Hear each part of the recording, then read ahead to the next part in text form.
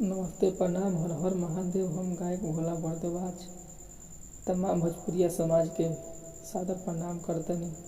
आप लोग के बीच एगो छोटा सा गीत भेज रहल बानी। अच्छा लगी तो लाइक सब्सक्राइब कमेंट कइला भूलल जा।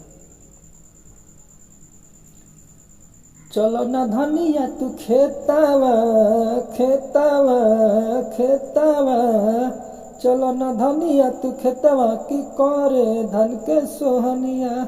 चलो न धनिया तू खेतवा की करे धन के सोहनिया। चलो न धनिया हो चलो न धनिया, चलो न धनिया हो चलो न धनिया। नहीं तो हो जाई जियानिया जियानिया, नहीं तो हो जाई जियानिया की करे चलो सोहनिया। चलो न धनिया तू खेतवा की करे धन के सोहनिया।